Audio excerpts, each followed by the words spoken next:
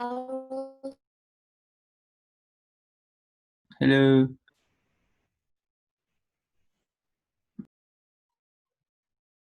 itu dulu mungkin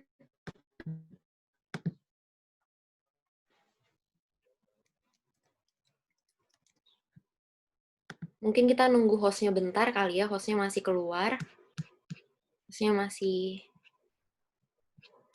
ada sesuatu.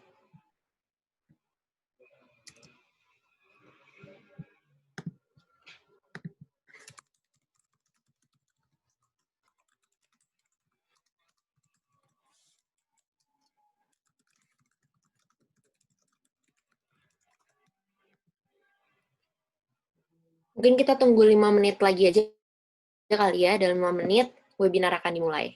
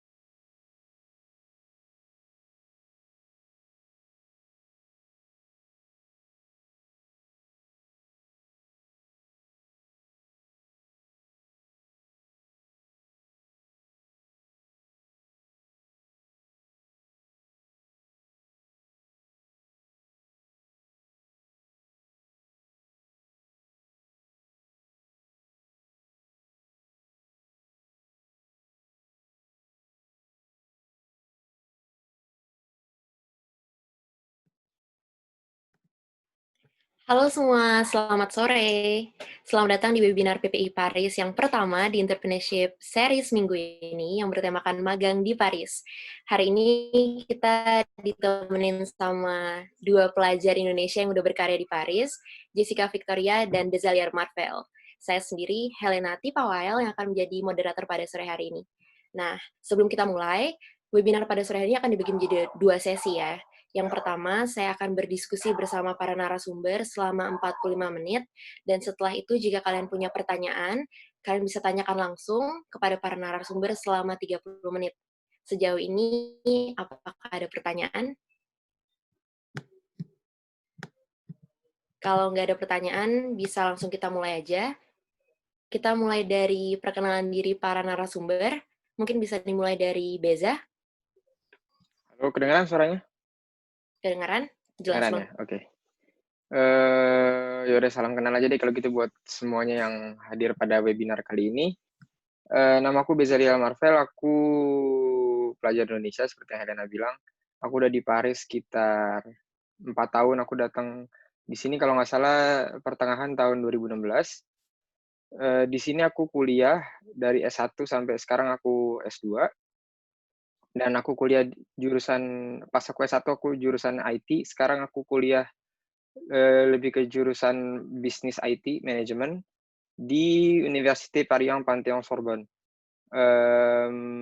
Aku dapat kesempatan selama aku master untuk bisa dapetin yang namanya contrat d'apprentissage, jadi aku kerja sambil kuliah di Air France sebagai developer automatisation DevOps.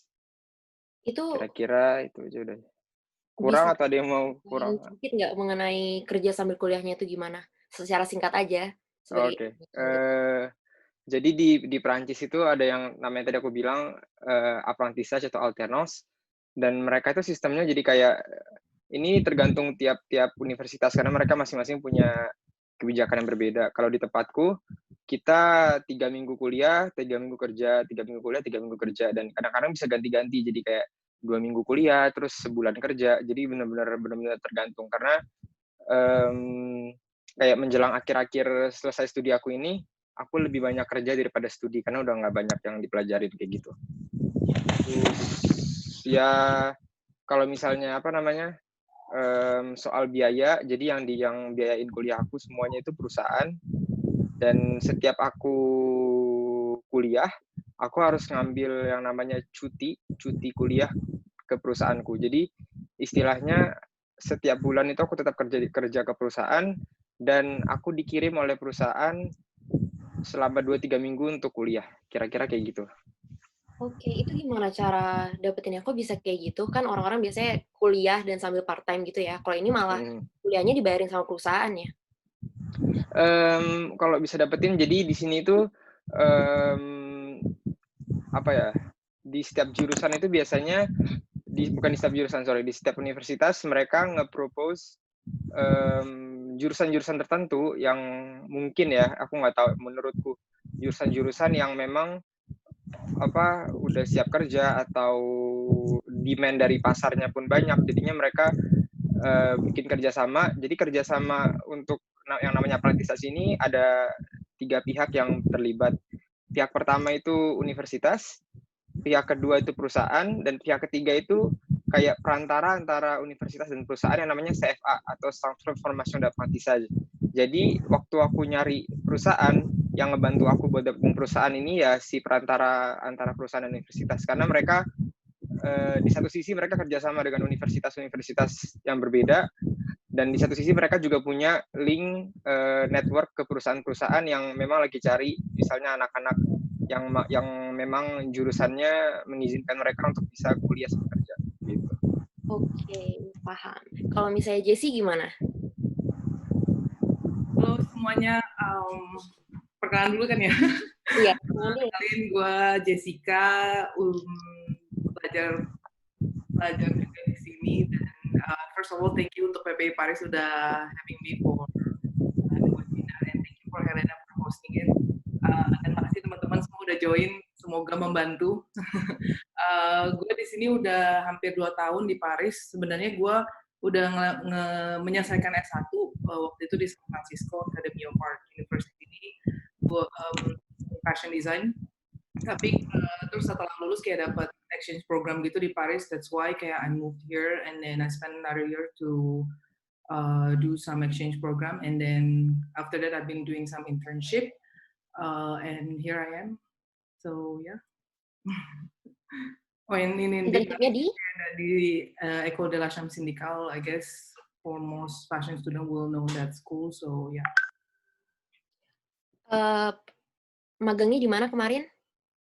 Magangnya kebetulan gue udah beberapa kali magang. Yang di Paris gue sempet di Cécile Hongrie Atelier, di Celine, dan the last one di Joseph. And yeah. Jadi Jessica di dunia fashion dan Beza di dunia informatik ya? Ya kan? Yes. Oke, kalau gitu langsung aja kita mulai sesi tanya jawabnya kepada Jessica dan Beza. Cerita dikit dong tentang pengalaman magang kalian, gimana, kapan, terus kalian bagian apa? Dimulai dari Jessie mungkin? Jadi sebenarnya gue udah beberapa kali intern kan, but I guess kayak you guys more interested for my experience di Celine. Cuman I guess ya maksudnya because Celine is a big company, but the other company itu juga kayak not apa ya kayak nggak kalah menarik. But anyway, waktu di Celine, I was in 3D department, kayak 3D design department. Jadi kayak it's actually a design department, tapi apparently in the bigger company mereka kayak branch out into like 3D design. So we don't sketch, but we immediately make the samples and make the clothes. Karena kebetulan kalau teman-teman pada tahu, Celine kan baru ganti a few years ago. Dan Edi Sliman itu kayak dia sebenarnya fotografer, so dia tuh nggak gitu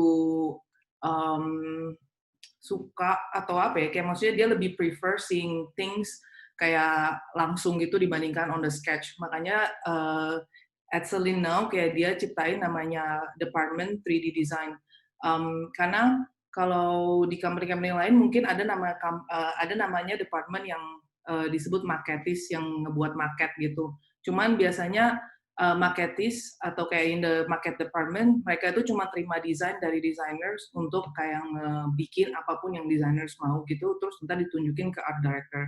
Tapi in my department, 3D, which is 3D design department, kita itu kita juga in charge gitu dalam menentukan desainnya mau apa. Jadi kita juga designers, kita kayak bos-bos gue itu semua kayak mereka designers juga, dan tapi kita nggak do it by hands, nggak sketching, we just immediately create it, terus kayak ntar every fittings, like usually kayak udah deket show itu sekitar satu kali seminggu itu bakal ada fitting gitu. Jadi kayak ntar art director-nya, which is in this case Edi Sliman, dia udah langsung kayak milih, oke, gue suka yang ini, gue suka yang itu, desain yang ini mungkin kerahnya dinaikin dikit atau roknya dipanjangin dikit, terus coba deh ide yang kayak gini itu dicampurnya gimana. So I guess he's just more visual than any other designers, and again every company they have a different way of like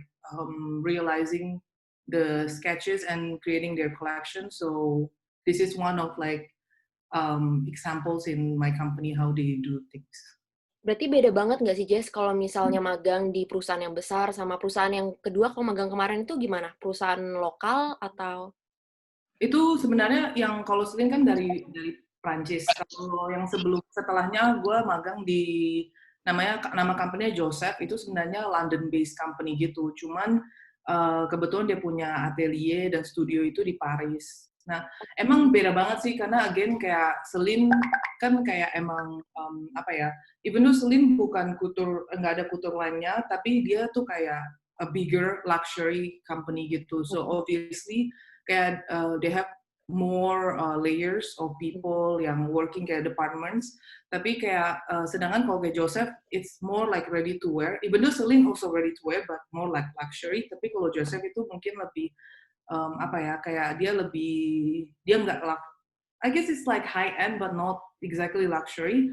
Jadi kayak dia lebih kecil, kita workingnya juga in a very small team karena for example produksinya itu kayak dikirim ke Italia atau ke Cina atau ke other places. Sedangkan kalau misalnya Celine, even though we do have kayak extended factory atau manufacturer gitu, cuman we also have like our atelier yang cukup besar yang benar-benar semua how do you say it, like clothes, like garment yang for the show itu are made in the atelier itself gitu. Jadi ya plus kayak emang beda karena again kayak yang intern gue waktu di Joseph itu gue lebih kayak asisten designer, tapi kayak asisten desainernya itu ya designer gitu yang kayak kebanyakan making small samples and then kayak realizing kayak clean up the sketches di Photoshop and stuff. Sedangkan kalau misalnya di Selin, again because we don't really do sketches even for the designers, like the designers who's in the design department, they don't do any sketches, they immediately like created the sample. So kayak it's just different, and on top of that gue juga emang specifically di department yang 3D design. Oke. Sebelum kita ngomongin sistematika gimana bisa sampai ke Selin yang benar-benar perusahaan gede kayak gitu, mungkin lanjut. Halo, suaranya putus-putus. Halo. Wah, kita kehilangan Helena nih. Halo? Oke, udah. Tadi sempat putus-putus ya. Sekarang udah jelas? Udah. Nggak kehilangan Helena masih di sini. Baik. Oke, bisa lanjut ke Kak Beza dulu. Gimana nih magangnya Kak Beza?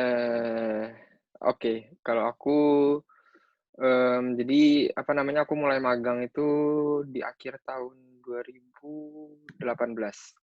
Nah, karena tadi yang aku jelasin soal kontrak apprentissage ini, jadi aku terikatnya bukan terikat kontrak magang atau stagiaire kalau di Prancis kita bilangnya, tapi apprentissage. Karena biasanya kalau stagiaire itu kayak mereka 6 bulan dan mereka full kerja terus, sedangkan aku yang tadi aku bilang, aku kuliah, terus kerja, terus kuliah kerja, jadi tiap bulan ganti-ganti terus. Nah, biasanya kontrak-kontrak ini tuh durasinya itu antara 1 sampai maksimal setahu aku 3 tahun. Kalau lebih dari 3 tahun, aku belum pernah ketemu karena rata-rata biasanya anak-anak yang ngambil jenis magang kayak gini itu entah mereka master, jadi kalau master di sini kan 2 tahun, atau enggak mereka yang namanya ikut École d'Ingénieur, jadi program Grandes Écoles. Di sini tuh, kalau di Indonesia, Grandes Écoles itu kayaknya nggak ada deh, karena Grandes Écoles benar-benar formasi khusus yang cuma ada di Prancis, dan itu tuh lebih prestigious daripada universitas-universitas biasa, karena mereka cuma 3 tahun, tapi begitu mereka lulus, mereka dapat gelar engineer dan itu setara dengan orang S2. Padahal cuma 3 tahun. Cuman masuk ke Grandes Écoles itu lebih susah. Nah, karena aku universitas, dan aku untuk master, jadi aku ngambil yang 2 tahun untuk master, dan 1 tahun di akhirnya aku udah direkrut, jadi kayak 1 tahun plus 2 tahun buat aku master sampai tahun depan 2021. Terus kalau kerja di bagian apa, jadi aku kerja di bawah departemen IT-nya, kalau di Prancis kita bilang DGSI atau Direction Générale du Système d'Information.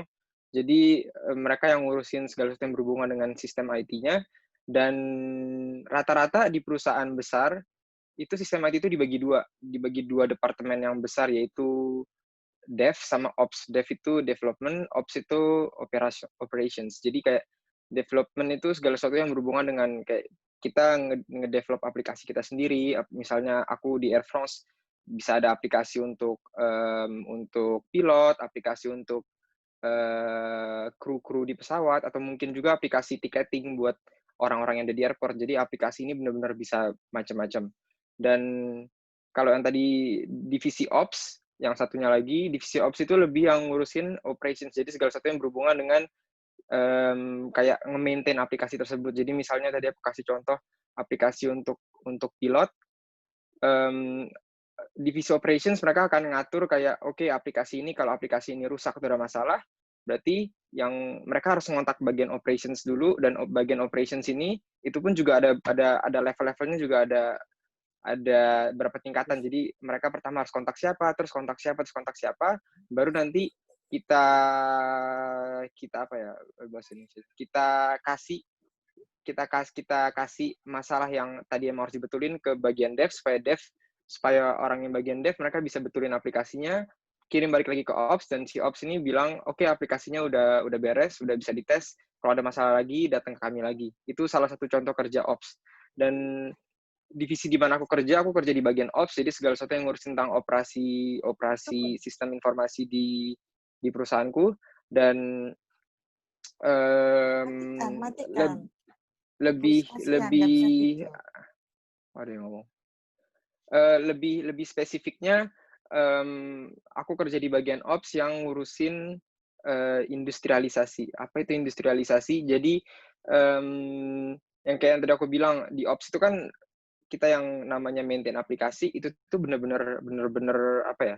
Bener-bener luas banget bidangnya karena nggak hanya kita maintain aplikasi tapi kita juga harus ngurusin yang namanya misalnya aplikasi ini dia harus berjalan jam sekian, dia mulai berjalan jam sekian, terus ada aplikasi lain yang bergantung dengan aplikasi lain, aplikasi yang lain jadinya dia harus execute sebelum aplikasi itu. Jadi kayak kompleks banget dan itu semua yang ngatur timku dan anak-anak kita, aku sama teman-teman magangku kita ada berlima kalau nggak salah dan tugas kita adalah kita kayak ngasih mereka solusi-solusi automation yang apa ya, yang ngefasilitasi tugas mereka. Jadi misalnya salah satu program yang aku pernah bikin, jadi kan kita kan di bagian ops kita punya banyak server dan di tiap server itu kayak ada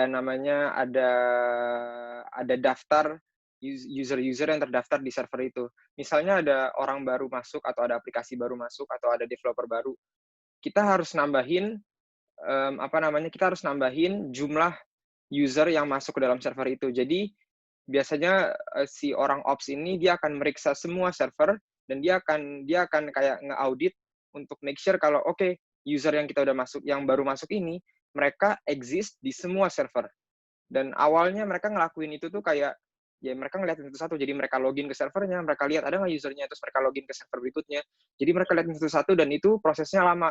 Dan waktu itu program yang aku bikin program audit yang kayak tiap malam atau tiap 2 hari sekali, aku ngelihat pakai programku, aku ngelihat setiap server, aku extract list dari user di setiap server itu dan aku bikin comparison table untuk melihat kalau misalnya ada yang berbeda, aku akan nge-report ke atasanku untuk bilang, oh ternyata tanggal segini ada user yang berbeda nih dari server ini dan server ini. Kayaknya ini user baru, jadi harus ditambahin kayak gitu. Itu salah Berarti satu use case-nya. kalau Beza kan ini kan program dari perusahaan. Tetap bisa milih nggak sih mau magangnya di perusahaan apa, atau itu juga kayak udah di-assign sama perusahaan itu sendiri?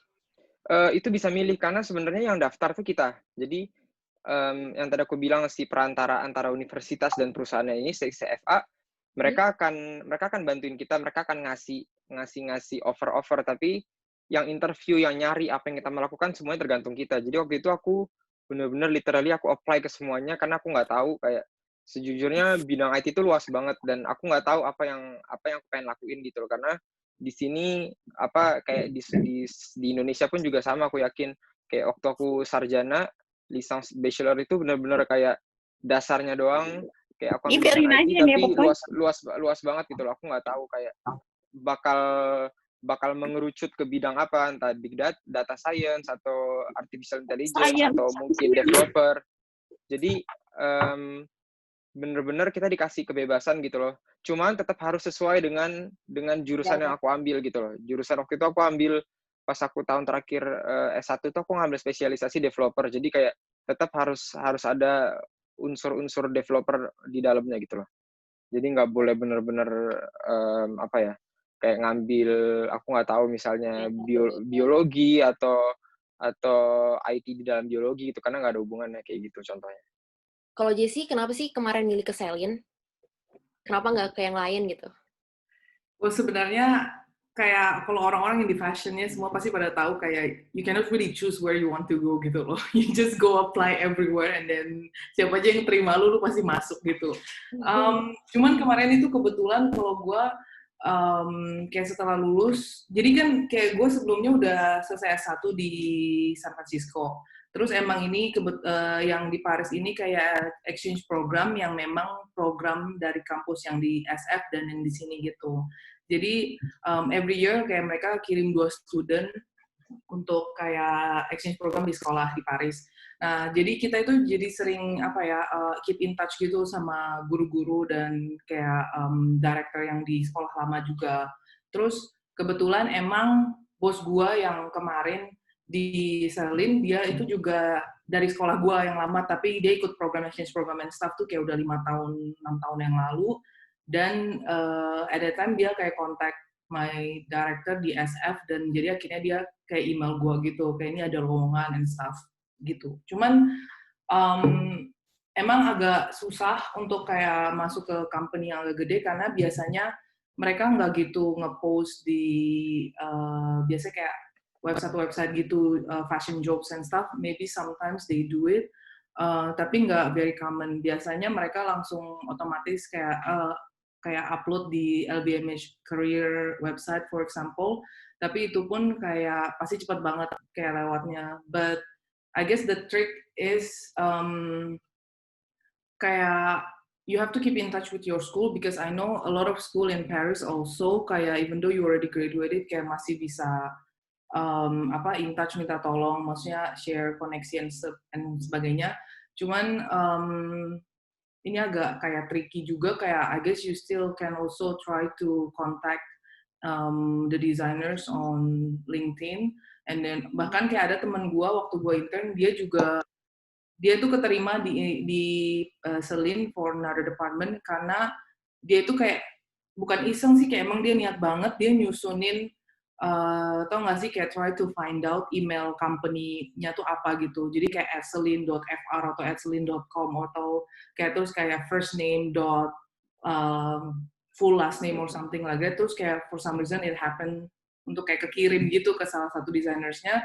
Terus akhirnya they have interview dan dia keterima gitu. So I feel that we can do that. Karena gue ngerti banget kayak di fashion emang susah banget untuk nyari, cuman it's possible karena ya sebenarnya informasinya ada di luar sana, cuman karena emang banyak banget kan yang apply, jadi biasanya kita punya portfolio into somewhere Jadi else. sejauh ini kuncinya ada 2 ya. Yang pertama koneksi, dan yang kedua apply aja dulu kemana aja. Pokoknya kita berjuang terus lah. Berjuang terus. Oke. Dan kalau kayak Bezi sama Jessie kan dua-duanya tuh magangnya di perusahaan yang ternama banget. Pasti gak gampang dong. Apa aja sih yang dibutuhin untuk apply sampai bisa keterima gitu sama mereka? Jessie dulu? Apa Bezi dulu? Oke, gue terserah. Ya, Boleh Jessie. kalau gue sih sebenarnya gue pikir kayak awalnya tuh bakal kayak gue deg-degan banget waktu kayak terima job offer gitu kan, kayak maksudnya kayak job opportunity dari guru-guru gue gitu. Terus kayak of course lah kayak it's Celine, and then kayak Ini semua ya? nggak tahu. Kayak maksudnya nggak perlu kayak big company lah ya, untuk for even small company kita punya competitors tuh juga banyak, karena ya we all know kayak fashion itu ya Paris gitu loh, dan kayak there are so many fashion students in Paris. Cuman kayak apa ya, kayak first you have obviously to have kayak a good portfolio, karena portfolio itu kayak yang mencerminkan kayak lu punya skill apa aja segala macamnya. Dan yang paling penting itu kayak you have to be selective. Kayak jangan asal kayak oke, gue lakuin semua project ini terus kayak dicampur jadi satu, terus kayak dijabarin langsung. Karena sebenarnya kayak orang-orang yang nge-hire, biarpun mereka HR atau mereka the designers themselves, kayak itu tuh mereka tuh kayak nggak punya waktu gitu loh kesannya. Kayak jangan sampai bikin mereka bored because of all of the your work gitu. Even though ya maybe it's interesting, tapi kayak be very selective. Kayak for example kayak gue apply for tailoring position, jadi kayak bring more of the tailoring stuff, but still kayak jangan juga left out other things yang possibilities yang kayak maksudnya menunjukkan kalau lu tuh juga bisa ngerjain other things gitu. Karena mereka juga obviously mau lihat dong kayak oke, lu punya pengalaman seberapa banyak dan lu bisa ngapain aja ini itu segala macamnya. Terus yang paling penting sebenarnya doesn't matter kayak lu mau sehebat apa, lu mau sejago apa, lu mau sebisa apapun, kalau misalnya attitude lu nggak baik, kayak maksudnya kalau lu nggak bisa nunjukin kalau lu bisa kayak rendah diri gitu, kayak merasa pinter atau ini, mereka tuh juga pasti akan kayak oh wait, kayak kita nggak nyari orang yang lebih pintar dari kita, anggapan gitu. Kayak maksudnya ya of course mereka akan cari orang yang maksudnya bisa capable to do things as well, tapi kayak the most important thing itu kayak you have to bring, kayak bisa bawa diri dan bisa nunjukin kalau lu tuh bisa kerja in the team gitu loh. Karena The first ready matters.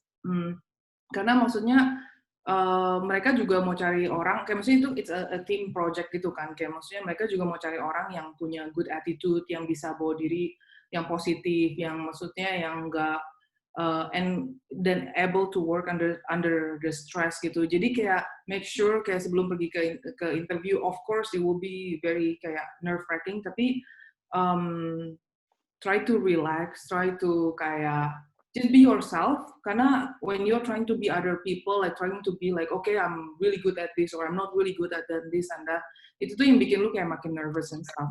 So know yourself and then kayak be confident with what you're doing dan present it like you kayak like you own it gitu loh, kayak emang gue bisa ngerjain ini dan paling penting lagi gue mau belajar gitu. Kalau biasanya gimana sistematika sampai keterima di Air France? Sebenarnya ada apa ya? Ada cerita yang menarik kayak aku kan kesini kan waktu lulus SMA aku belajar Prancis, aku langsung kesini. Jadi pertama kali aku ngerasa yang namanya interview kerja itu ya di Paris dan itu pakai bahasa Prancis gitu. Dan waktu itu tuh waktu mikir tuh aku bener-bener panik banget karena pertama ini bukan bahasa, ini udah kayak ibaratnya bukan bahasa ibuku dan bukan bahasa kedua karena kayak ini bahasa ketiga gitu setelah Inggris. Jadi kayak menurutku Prancis tuh dan waktu itu aku pertama kali interview sekitar 2 tahun yang lalu,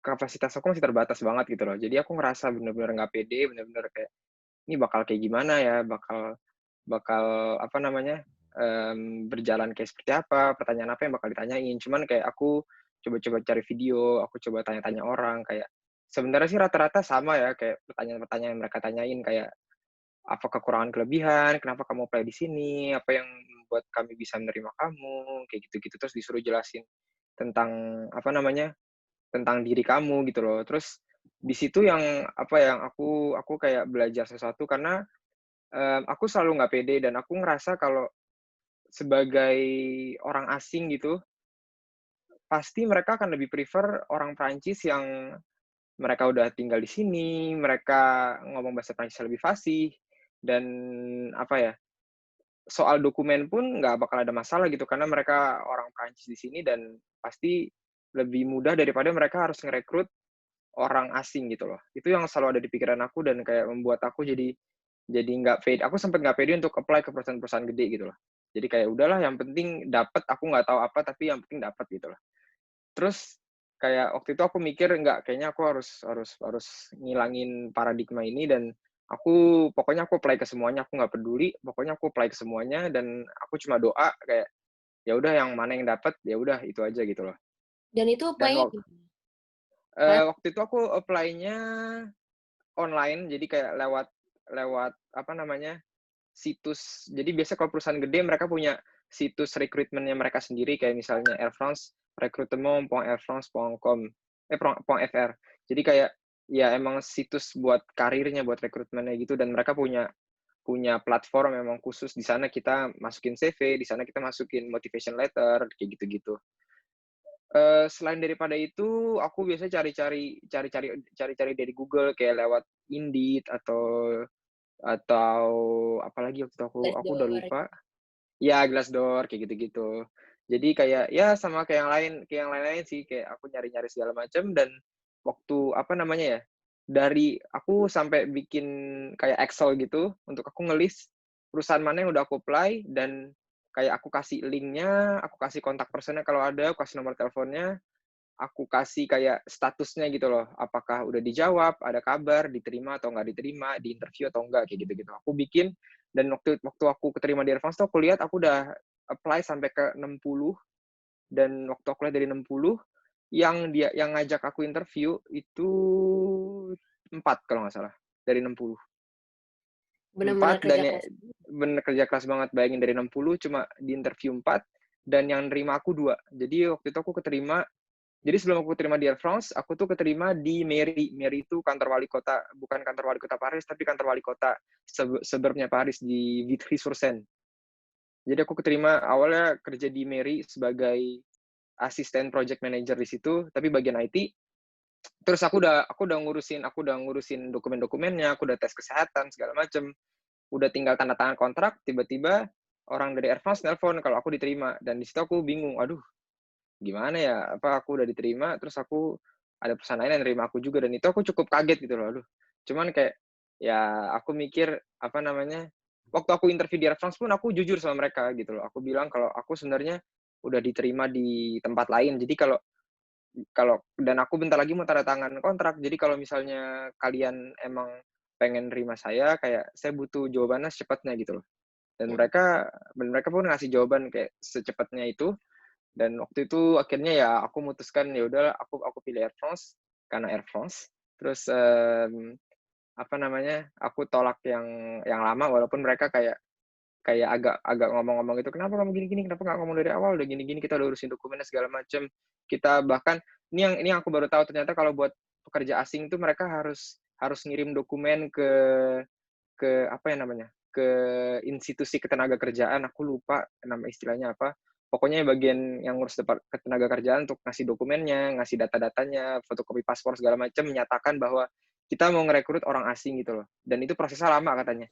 Dan mereka bilang kalau mereka udah kirim itu, kayak gitu-gitu segala macam. Jadi mereka harus cancel proses segala macam. Jadi ya agak apa ya, agak mengecewakan Ceritanya. sih buat mereka. Agak complicated gitu loh. Cuman akhirnya ya udah aku apa namanya, aku pilih Air France. Dan kalau mungkin kasih tips sedikit untuk apa ya, untuk wawancara segala macam. Pertama sih harus siap maksudnya siap secara jasmani dan rohani. Jasmani artinya kayak kita harus tampil dengan fresh, terus dengan kayak bener-bener pakai pakai pakaian yang layak segala macam. Secara rohani kayak ya mungkin kayak kita doa dulu, atau aku nggak tahu, kita latihan di rumah. Pokoknya bener-bener harus siap banget. Dan pas datang itu memang pasti ngerasa kayak yang Jessie bilang tadi, kayak panik, nerve-wracking, terus aduh gimana ya, aku harus ngomong apa, aku harus jawab apa, gini-gini. Cuman just be yourself. Pokoknya kayak aku bener-bener jadi diriku sendiri. Dan untungnya waktu itu aku dapat dapat bosku yang sekarang yang waktu itu nginterview aku, dan dia emang orangnya baik gitu loh. Jadi dia kayak nanya, dia bener-bener interested sama profilku gitu. Dan satu tips lagi yang penting, kalian harus tahu tentang kerjaan kalian gitu loh. Yang waktu interview pertama aku nggak tahu aku harus ngelakuin itu. Jadi aku belum pernah datang tanpa aku tahu apa itu perusahaannya, dan aku nggak tahu apa yang mereka lakukan. Terus tiba-tiba mereka nanya, apa yang kamu tahu tentang perusahaan ini? Dan aku diem. Aku diem. Aku nggak tahu, karena aku nggak nyari sama sekali gitu. Jadi penting untuk nyari kayak perusahaan ini ngerjain apa. Terus kayak biasa kan kalau kalian apply job, ada fish the description jobnya. Kalian harus baca dan kalian harus lihat satu-satu poin-poinnya, supaya nanti kalau mereka tanya ataupun apa ya, kalian disuruh jelasin tentang diri kalian sendiri, kalian udah tahu apa yang bakal kalian dapetin gitu loh. Kalian udah tahu kenapa aku mau kerja di sini, aku udah ngerti karena di pekerjaan ini aku bisa ngelakuin A, B, C, D, E gitu. Jadi menurutku itu penting buat tahu tentang perusahaan dan pekerjaan kalian. Jadi harus siap, nggak boleh Harus siap, datang ke wawancara dengan tangan kosong. betul sekali. Kalau misalnya Jessie waktu apply ke perusahaan fashion gitu, perlu portfolio gitu nggak sih, Jess? Perlu banget. I mean, kayak portfolio itu yang terpenting banget karena even kayak contohnya waktu gue udah intern di Selin, kayak waktu bos gue mau nyari another interns, mereka tuh kebanyakan HR itu cuma ngirimin resume mereka. Terus kayak even though I already told them kayak ini orang-orang ini kayak I know from the school they're really good and stuff. Kayak still kayak bos gue kan nggak bisa lihat portfolio kan, dan banyak kayak ternyata orang-orang yang kayak datang mentang-mentang kayak nggak diingetin bawa portfolio, terus mereka nggak bawa portfolio, jadi akhirnya kayak, wah, what am I going to see gitu loh. Maksudnya, emang kayak at the end itu tergantung attitude dan semangat lu gimana kerjanya, tapi kalau misalnya lu nggak bawa apa-apa juga kan kayak orang nggak bisa menilai lah gitu anggapannya. By the way, sorry ya, ini ngomongnya kecampur-campur Inggris, lu, gua, apa segala macam, semoga nggak apa-apa ya. Terus Santai-santai. ya, terus kayak ya portfolio tuh penting banget. Again yang tadi gue udah mention, kayak kita tuh kan kayak kalau di sekolah yang udah 2-3 tahun, 4 tahun gitu pasti udah banyak banget yang dikerjain. Jadi kayak be selektif, dan kayak ya benar yang kata Beza tadi sebutin, untuk in fashion itself kayak ya lu harus tahu kayak pekerjaan lu tuh apa. Dan kayak maksudnya nggak cuma pekerjaan yang akan lu apply, tapi apa yang strength and weaknesses yang lu bisa gitu loh. Dan kayak maksudnya pada saat lu bilang, oke gue suka banget ini, terus bukan berarti kayak harus apa ya, tertutup kayak cuman suka ini doang gitu. Kayak pokoknya harus menunjukkan kalau misalnya lu tuh suka belajar dan mau belajar lagi. Karena nggak peduli kayak lu mau sejago apa, nilai lu mau sebagus apa, dengan portfolio gimana pun, kalau misalnya kita masuk intern ke satu perusahaan ke perusahaan lain pun, itu mereka akan punya skill teknik sendiri. Jadi kayak kita juga akan belajar lagi gitu loh. Sedangkan kalau misalnya kita udah datang dengan yang kayak kepala udah tinggi banget yang kayak gila, gue udah jago banget nih, mereka tuh jadi yang kayak lo kok lu nggak mau belajar gitu loh. Terus juga sama kayak mau tambahin dikit aja tadi yang kayak bisa sebutin, sebenarnya tuh apalagi di fashion industry di Paris itu tuh kan banyak banget gitu loh. Kayak nggak cuma in big companies, kayak maksudnya there's so many smaller companies yang gue yakin banget semua orang itu pasti akan mulai dari interning dari yang small companies gitu loh. Dan kayak banyak banget yang kita itu nggak usah lah small company, big company aja kita bisa nggak tahu. Mungkin, oh Selin itu sekarang ngapain sih? Oh kerjaan ini tuh ngapain sih gitu loh. Kayak, oh I know style-nya kayak gini-gini, tapi kita tuh nggak tahu exactly apa gitu. Dan kayak apalagi kalau if you're applying ke smaller company gitu yang kayak bahkan jujur yang sebelumnya gue juga nggak pernah dengar company gue yang sebelumnya yang Joseph itu. Walaupun ternyata it's quite well known gitu loh. Dan I guess mungkin ya I'm not well educated in term of brands and stuff, jadi kayak maksudnya itu penting banget. Cuman yang tadi Beza bilang juga kayak it's very important to know kayak what is your company, dan jangan kayak you don't have to be pretentious gitu loh. You don't have to be yourself yang kayak saying all of these like good things about the company because you really want to be there, karena mungkin this company itu cuma your last option, tapi kayak karena nggak ada company besar yang ngabarin lu, terus akhirnya ya udah lu datang. Cuman kayak maksudnya when you walk into the interview room, kayak maksudnya when you already prepare yourself to have the interview with them, do not think like, oh this is my second option. Terus kayak do not think like kayak ya udahlah, kayak gue nggak gitu suka sama company ini segala macam. Karena the moment that you are ready to commit and you are hoping that they going to hire you, maksudnya lu tuh udah harus kayak put your mind kayak okay, this is going to be my future company gitu loh. Doesn't mean that even if you don't really like it and they are not your priority, tapi kayak you have to make sure that you want to know this company. Dan kayak udah jujur aja, kayak waktu kemarin gue intern, gue juga ya waktu di interview gue juga bilang jujur, gue nggak pernah dengar tentang company ini, dan gue research apparently stylenya cocok segala macam, and I really want to know about like what's going on, and I hope dan jangan takut untuk nanya ke interviewersnya gitu loh. Maksudnya gue nggak tahu ya kalau di bidang lain, mungkin di bidang bisnis dan tech itu lebih serius atau gimana, but I guess in fashion kayak it's okay for you to ask kayak, oh can you explain it to me more about kayak what is the job description, kayak what is your company doing, because I did the research about it, cuman kayak obviously nggak selengkap itu gitu loh. Bahkan mungkin a lot of people knows about Selin do this thing, but then when I work there I just find out there's so many things yang kayak banyak banget nih orang-orang yang kayak bukan orang di dalam, terus kayak bisa ngerti mereka ini ngapain aja gitu. Jadi kayak jangan malu bertanya karena bakal sejalan, tapi jangan juga congkak gitu, gimana ya ngomongnya. Ya maksudnya ya tetap rendah hati, maksudnya ya open aja kalau nggak ngerti, cuman ya jangan terlalu clueless juga lah, do some homework at home gitu. Yang penting berarti kita tuh harus pintar tapi harus baik gitu ya, harus rendah hati, tapi harus tahu, harus ngerti. Gak boleh bego-bego. Nggak boleh. Gak boleh. Oke, apa sih tantangan terbesar kalian sampai akhirnya kalian diterima di perusahaan ternama? Mungkin bisa dijawab singkat aja, soalnya waktu kita tinggal dikit. Beza dulu. Tantangan terbesar, Ini tuh aku pasti nggak tahu sih, karena seumuran kita ini biasanya kita insecure gitu. Mau kerja kita bingung, mau apply kita bingung, kita sering ngerasa kita nggak cukup gitu. Tantangan apa sih dan gimana kamu overcome itu?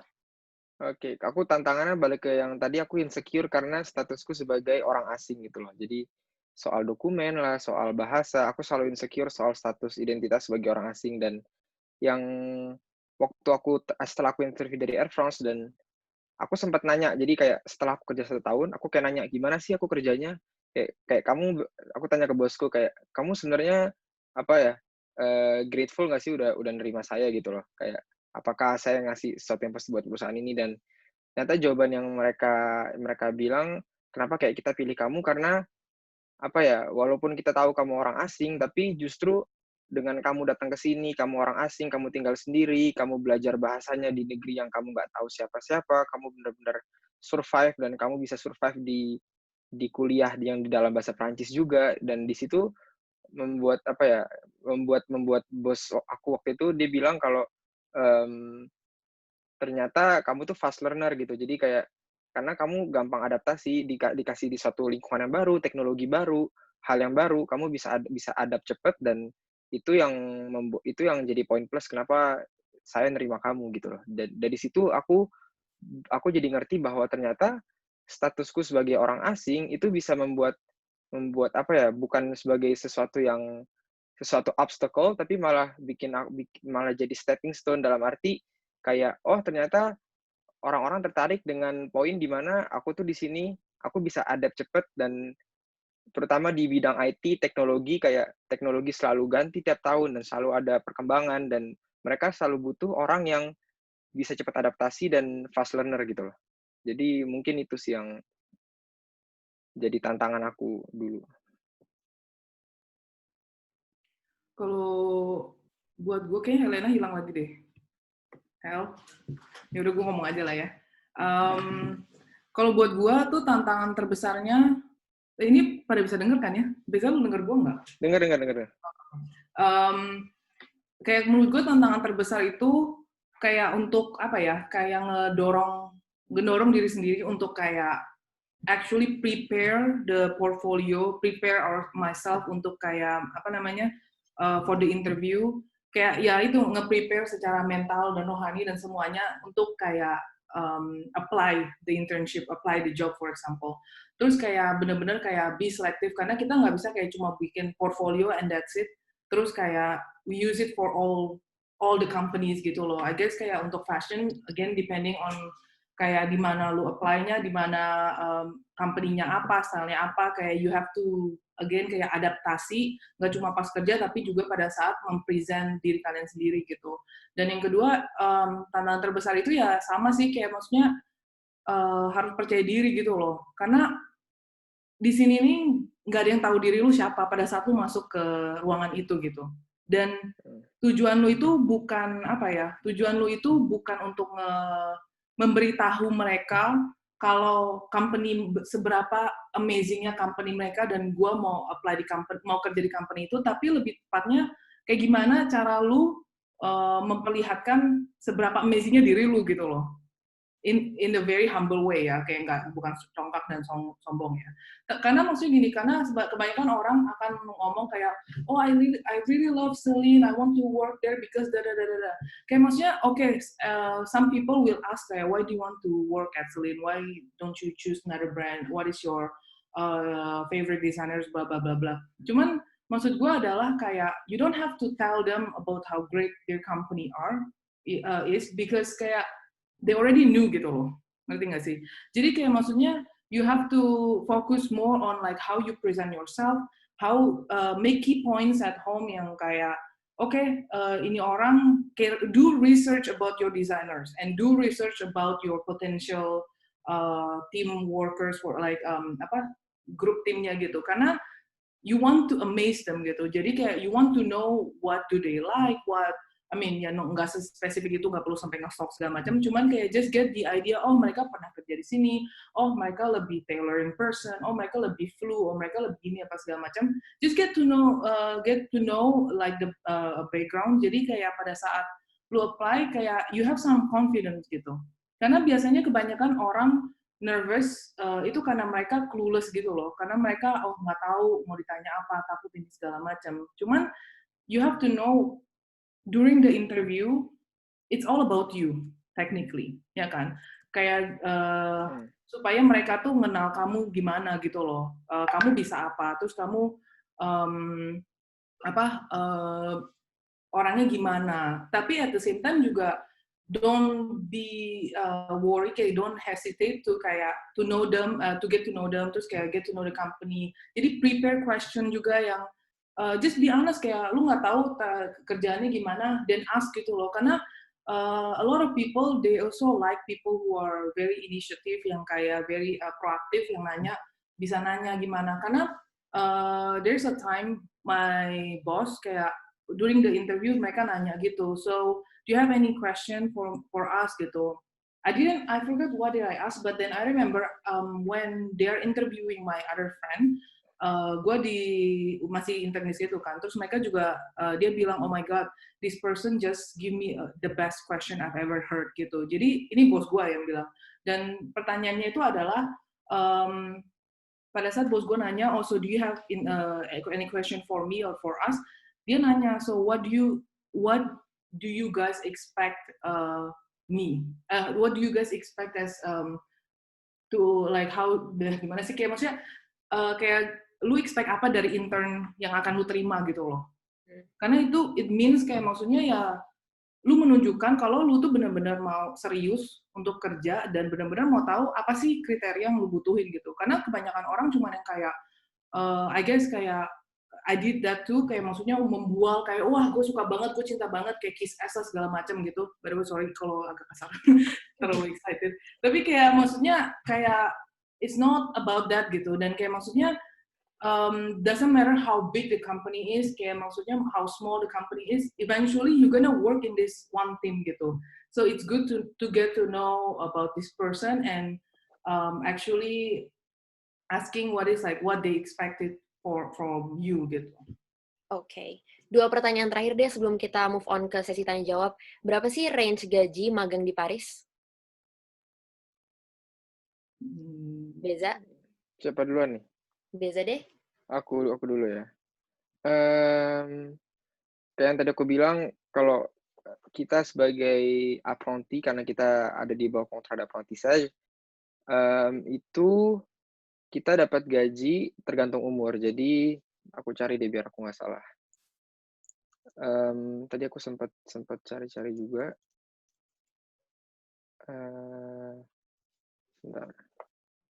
Jadi ini tuh sebenarnya gaji tuh emang maksudnya dari pemerintah kayak mereka udah netapin ada standarnya segini, jadi nggak boleh di bawah segini. Cuman tiap perusahaan kayak berbeda-beda gitu loh. Jadi mungkin perusahaan yang lebih gede mereka akan ngasih gaji lebih daripada apa yang sudah ditetapkan oleh pemerintah. Jadi di sini dibilang kalau misalnya di bawah 18 tahun dan tahun pertama itu cuma dapat 27% dari SMIC. SMIC itu kalau di Indo itu UMR, jadi kayak upah minimum yang benar-benar gaji standarnya gitu loh. Dan gaji standar untuk di Prancis itu tuh beda-beda tergantung kota di mana kalian bekerja. Dan seperti di semua negara, di Paris itu terbesar gitu loh gaji rata-ratanya itu. Dan kalau nggak salah untuk tahun 2020 itu sekitar 1.521 euro. Dan itu brut artinya belum kena pajak. Nah, yang jadi advantage buat orang-orang kayak aku yang apprentissage, kita nggak kena pajak karena kita pelajar statusnya gitu loh. Dan gaji kita masih di bawah, ada persenannya. Kayak di Prancis itu, untuk orang yang gaji per tahunnya antara berapa puluh ribu sampai berapa puluh ribu, mereka kena pajak sekian persen. Untuk orang yang di atas berapa sekian persen. Jadi, karena kita pelajar dan karena masih di bawah gaji rata-rata, kita nggak kena pajak sama sekali. Jadi, kita dapat full. Dan Jadi itu sekitar 1.500 euro yang kalau misalnya dikonversi ke Indonesia 1.500. kayak 22 jutaan. Iya, kurang lebih sekitar segitu. Cuman itu kan 100%. Nah, karena aku umurnya di antara 21 sampai 25 dan ini tahun kedua sih, cuman sama di perusahaanku kayak tahun kedua buat mereka tuh tahun kedua tahun kedua buat mereka itu tahun ketiga di pemerintahan gitu loh, istilahnya gitu lah. Itu dapat 78% dari yang 1.500 itu. Oke. Nah, itu aku Ada nggak tahu. yang Karena apa ya? Dan itu pun karena aku kan ngitung kan 78% dari 1.500. Cuman aku dapatnya nggak segitu gitu loh, kayak lebih daripada itu. Makanya aku rasa itu yang tadi aku bilang variabel random yang tergantung dari setiap perusahaan gitu loh. Jadi aku dapatnya ya kurang lebih di angka 1.500-an lah gitu loh. Jadi di angka 100%-nya, padahal aku harusnya 78%. Kayak gitu. Oke, ada yang perlu ditambahin nggak, Jess? Atau setuju sama Uh, Beza? perlu banget soalnya for all these fashion people kayak don't be too excited karena untuk di fashion tuh beda banget, gajinya tuh rendah banget. Dan kayak gue nggak tahu, sebenarnya gue nggak pernah ngecek kayak di table segala macam, cuman yang gue tahu dari pengalaman gue dan teman-teman gue, biasa kalau internship di Paris itu kan kayak kalau yang lebih dari 2 bulan harus dibayar, sedang Hmm. dan kurang kayak maksudnya kalau di Paris itu, di Prancis itu good thing adalah mereka ada hukumnya gitu loh, kayak lebih dari 2 bulan harus dibayar, karena kalau enggak itu ilegal gitu. Sedangkan kalau misalnya kayak di London, di New York itu lu mau intern setahun pun kayak nggak akan pernah dibayar gitu. Bisa ada yang company kayak gitu. Terus kemarin itu biasanya kalau misalnya 6 bulan, usually like most of the time itu pasti digajinya kayak cuman UMR-nya gitu loh, which is setahu gue kayak untuk stagiaire itu cuma 600-an something, dan itu kayak belum pajak deh. Dan biasanya itu bisa plus uang makan yang kayak uang makannya dipotong. Misalnya dikasih 9 euro, 5 euro yang ditanggung dari company, terus kayak 4 euronya, 4 euronya diambil dari gaji gitu. Jadi ya kurang lebih sekitar 5 at the end, kayak setelah pajak segala macam 500-an sampai kadang kalau harinya banyak di 1 bulan jadi 600 gitu. Tapi kayak again it depends on the company. Kayak some company, for example when I was at Celine, itu kayak mungkin I guess it's a big company, jadi kayak I got double gitu. Terus kayak uang makannya juga lebih tinggi. Terus kayak apa ya? Dan juga apparently itu benar banget kayak tergantung, gue nggak tahu kalau ternyata umur ngaruh, tapi I guess degree itu ngaruh banget. Karena gue inget waktu pertama kali gue ngobrol dengan HR-nya yang diselin, terutama mereka kayak kasih estimation yang kayak oke, ini gaji lu gitu. Terus ternyata mereka karena mereka kira gue udah master gitu, jadi gue kalau nggak salah ditawarin 1.200 berapa gitu sebelum pajak ya.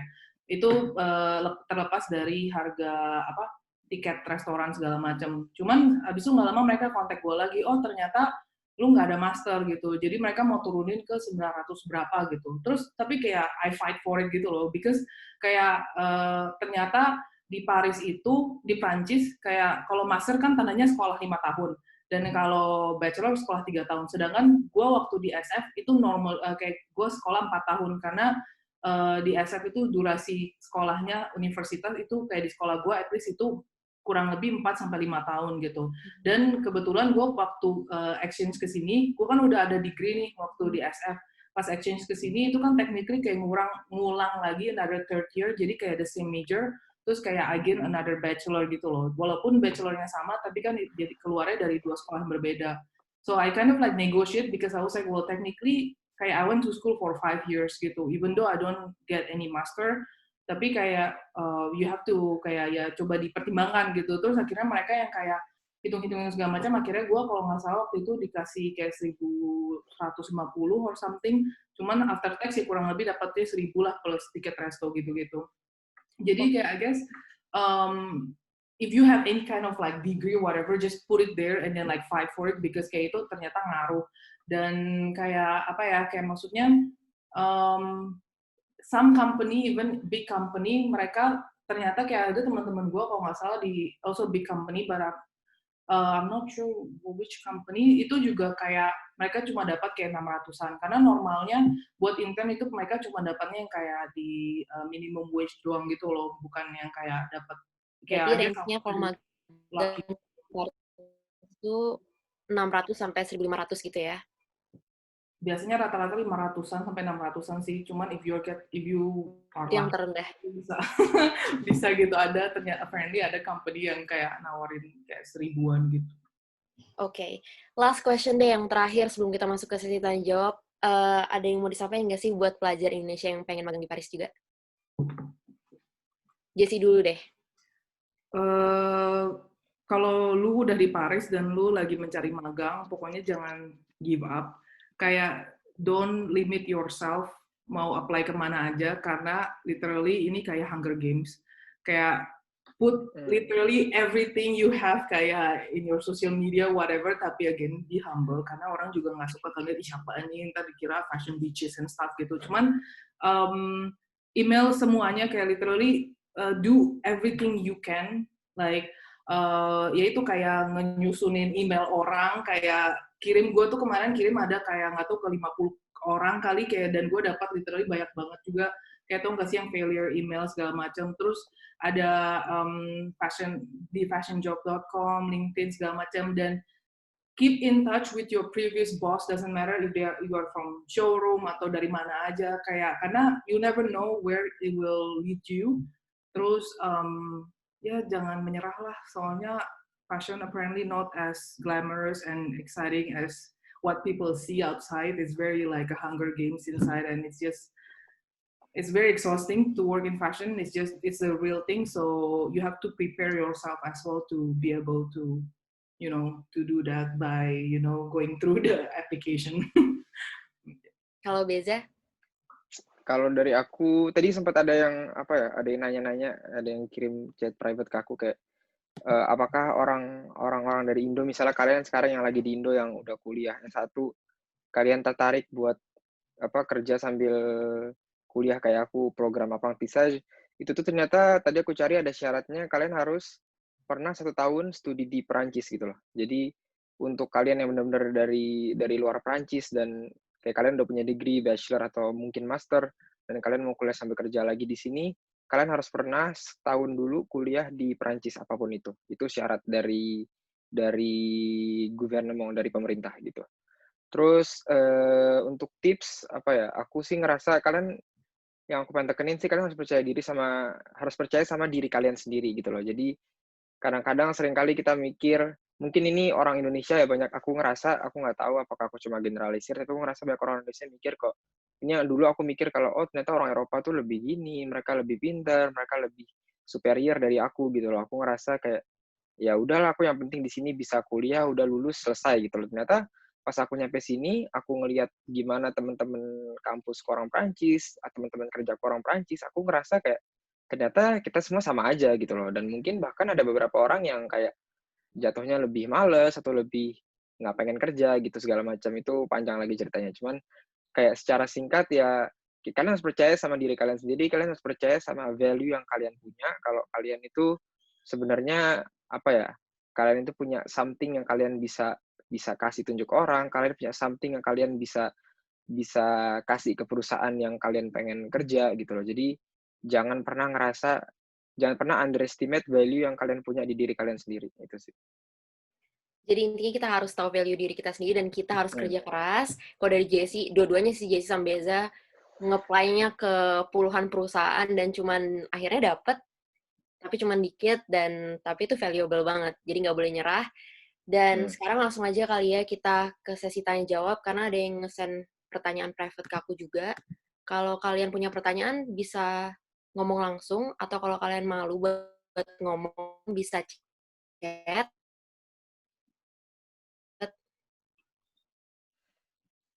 Pertanyaan.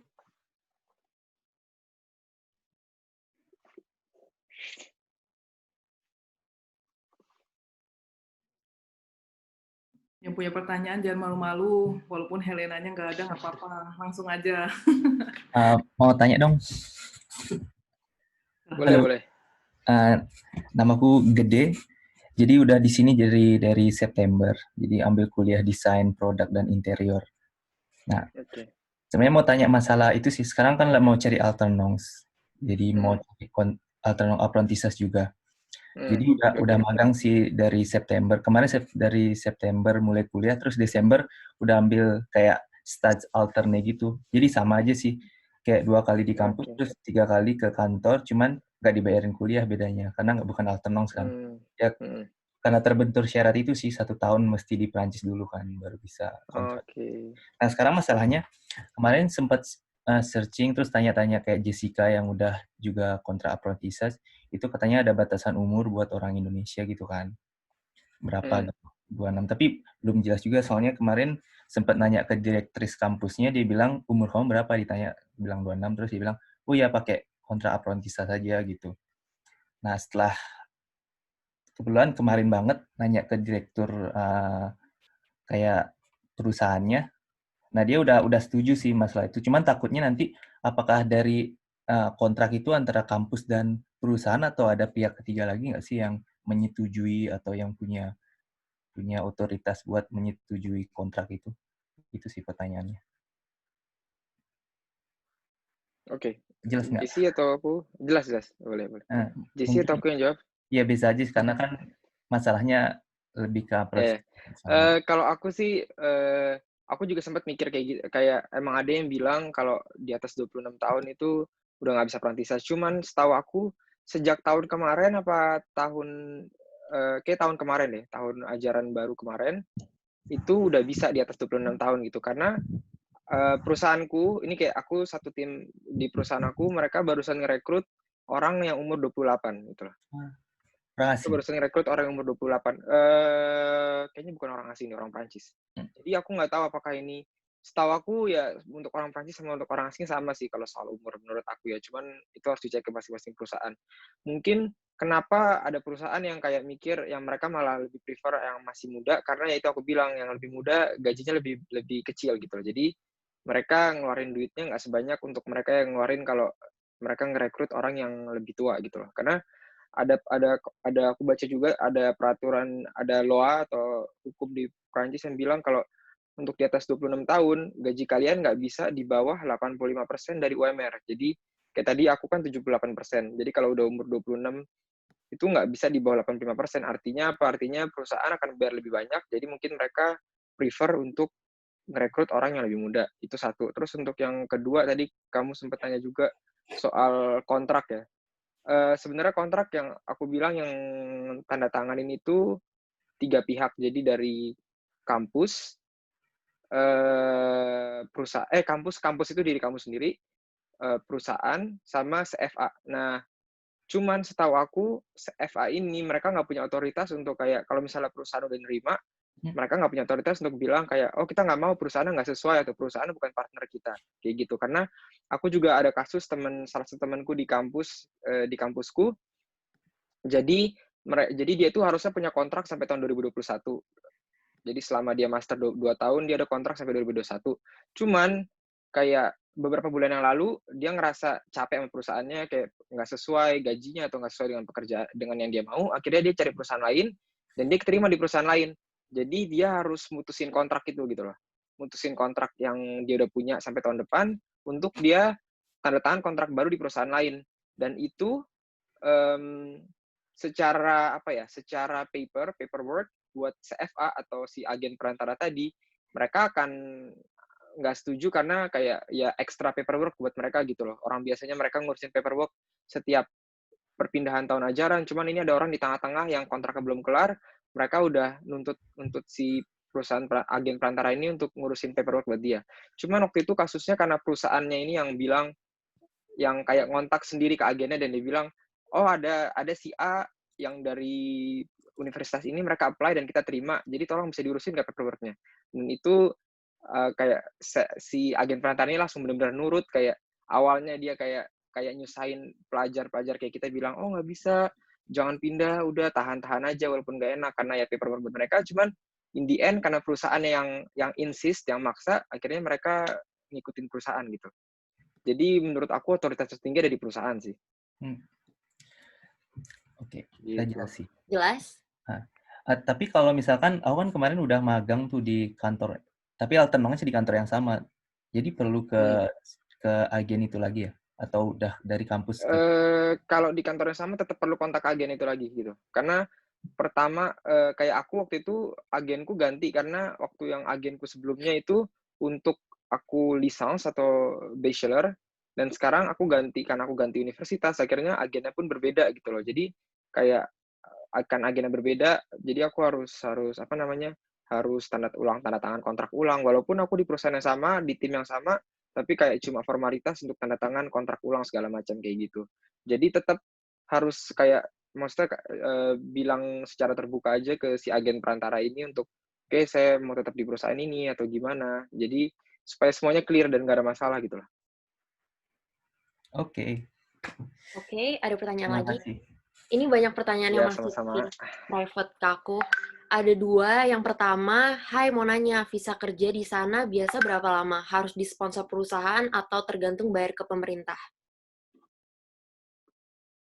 Oke. Ini pertanyaan buat Beza lagi sih pasti.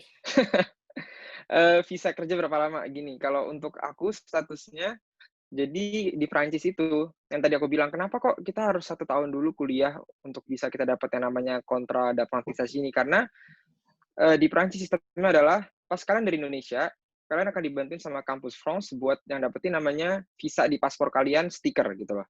Cuman setelah 1 tahun di sini, kalian akan dikontak sama OFI, Office di Migration-nya Prancis, Office Française de l'Immigration, yang akan kontak kalian untuk kayak tes kesehatan segala macam, untuk apa ya, diproses untuk bisa nerbitin yang namanya carte de séjour atau titre de séjour, itu tuh kayak kartu residence gitu loh, residence permit-nya. Dan setelah setahun kalian baru bisa dapat residence permit gitu loh. Jadi aku rasa untuk itu kenapa kalian harus punya residence permit. Nah, di residence permit itu tuh ada nama kalian dan ada status kalian kayak pelajar atau pekerja atau APS mungkin.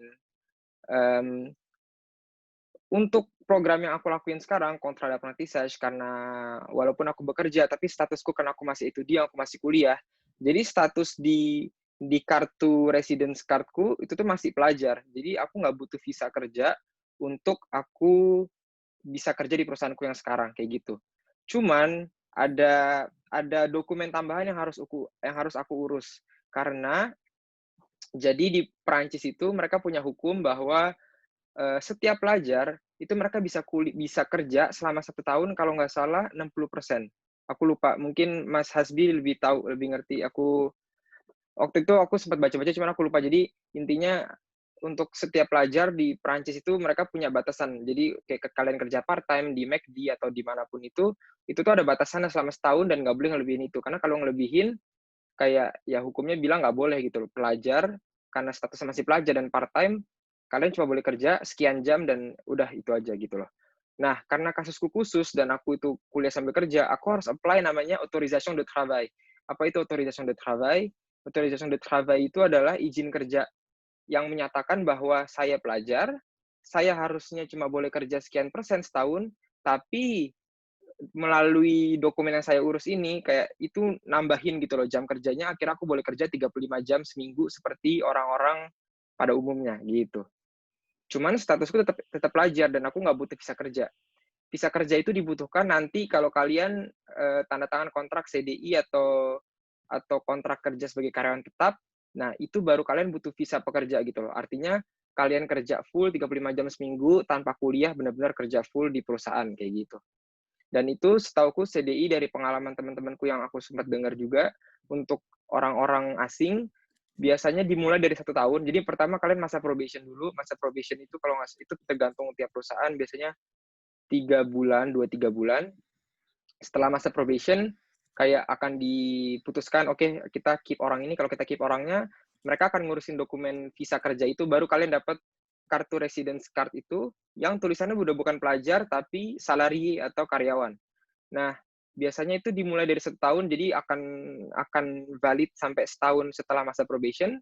Setelah itu bisa di-renew lagi untuk 4 tahun. Setelah ini masing-masing perusahaan beda-beda ya. Biasanya 1 tahun, habis itu 2 tahun, 4 tahun, terus 10 tahun, terus habis itu 10 tahun diulang-ulang terus. Jadi untuk pelajar sekali lagi nggak butuh visa kerja, cuma butuh kartu residence permit sebagai pelajar ditambahin dengan autorisation de travail atau izin kerja itu. Mungkin Hasbi atau Beze bisa naruh linknya mengenai informasi ini. Oke, boleh. Aku cari. Lihat biar semua orang bisa search dan bisa pelajari lebih dalam. Karena kan kalau kayak gini isunya formal dan penting ya. Ini ada pertanyaan juga untuk Beza dan Jessie. Setelah merasakan magang di Paris, ada ingin balik Indonesia atau tetap di Paris? Ini pertanyaan paling sering ditanyain orang sih. Sekolah di situ juga udah ditanyain, mau balik apa stay di sana? Jessie dulu kali ya. Jessie dulu capek boleh. Ngomong. Kalau gue sih kayak maksudnya emang dari dulu kayak kalau di fashion kan emang agak susah ya, kayak di Indonesia baru mulai berkembang, kayak 5 tahun lalu jarang banget ada lihat fashion show segala macam, kayak kayak masih kurang orang-orang yang kayak apa ya, berinovasi, walaupun sekarang udah banyak banget, tapi still kayak untuk kayak kerja di Indonesia itu tuh kayak jauh lebih apa ya, kayak maksudnya lebih sukses I guess, kayak maksudnya kalau lu bikin brand sendiri gitu loh. Nah, kayak for me, kayak gue udah ngerasain kerja di sini, intern segala macam. I don't say it's a really good experience, whatever, kayak ada up and down juga, cuman kayak masih greget gitu loh. Kayak greget, pengen banget kayak masih bener-bener bisa kerja dan dapat kayak posisi yang dengan tanggung jawab tersendiri gitu. Sedangkan kalau kita intern, walaupun kita udah ngedein banyak hal juga di sini, tapi tetap kayak masih rasanya kayak belum full gitu loh tanggung jawabnya. Tapi again, kayak semua orang punya ini misi dan visi beda-beda dalam hidup mereka, dan some people nggak suka di Paris, mungkin lebih suka di Indo atau sebaliknya, kayak ya bebas gitu. Tapi kalau untuk gue sendiri, gue masih mau berjuang I guess di sini, dan kayak bahkan kayak gue sendiri punya tujuan untuk kayak eventually mau bikin brand sendiri, dan I know kayak if I'm making my own brand, kayak I think it will be in Indonesia, tapi I feel that menurut gue kayak apa ya, kayak kita nggak perlu terburu-buru dalam kayak terutama bikin brand, karena kayak I guess kayak lu mau bikin brand hari ini sama tahun depan, kayak of course ada bedanya segala macam, cuman kayak itu tergantung lu nya siap juga apa enggak, dan kayak maksudnya tergantung lu nya suka nggak kayak kerja sama orang atau sebagainya. Tapi for me personally, gue masih mau kayak menggali banyak banget kayak ilmu-ilmu dari orang-orang, karena dari satu internship ke internship lain, gue tuh benar-benar kayak belajar banyak banget, dan kayak orang-orang yang gue kerja bareng pun ngajarin gue yang berbagai macam gitu loh, kayak, dan mereka tuh nggak cuma orang Prancis tapi orang segala macamnya juga gitu. Jadi kita benar-benar belajar dari mungkin dari culture-nya dia and stuff gitu.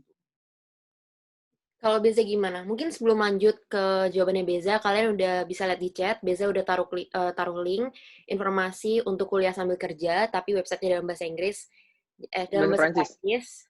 Jadi bisa kalian translate sendiri pakai Google Translate. Oke, kalau Beza gimana nih? Mau balik Indo? Aduh, susah, pertanyaan berat. Aku jujur nggak tahu. Saat ini aku masih bingung karena apa ya? Karena ya mungkin kayak dari kalian ngelihat selama 4 tahun ini aku ngerasa bahwa apa ya? Jujur aku kangen sama keluargaku sih itu. Itu mungkin kalau bisa jawaban pendek, aku kangen sama keluargaku dan pengen deket sama keluarga gitu loh. Jadi kalau aku bisa pulang dan aku bisa dapat kerja di Indo, ya aku lebih prefer untuk bisa kerja di Indo. Cuman mungkin yang jadi drawback-nya adalah ya di Indo aku nggak bisa dapat gaji sama seperti aku di sini gitu loh. Tapi apa namanya ya, kalau di Indo kan biaya hidupnya lebih murah, terus segala sesuatunya lebih murah, jadi apa namanya, di satu sisi ya walaupun gajinya lebih kecil tapi nggak masalah gitu loh.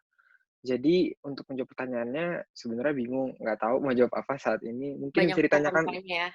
baik pro kontranya, mungkin bisa ditanyakan tahun depan kalau bikin webinar lagi, aku bisa jawab. Berarti tugasnya PPI Paris tahun depan untuk buat webinar yang sama, dan narasumbernya harus mengundang KBC lagi. Dia masih dia gantian. Coba tuh udah pulang aja. Oke, next nih. Ada pertanyaan dari Marta Sinaga. Hai Kak, aku mau nanya berapa hal nih. Berdasarkan pengalaman kalian, setelah apply untuk internship, biasanya delay waktunya untuk jawaban dari company-nya berapa lama? Dan sewaktu apply, apa harus mengirimkan motivation letter juga?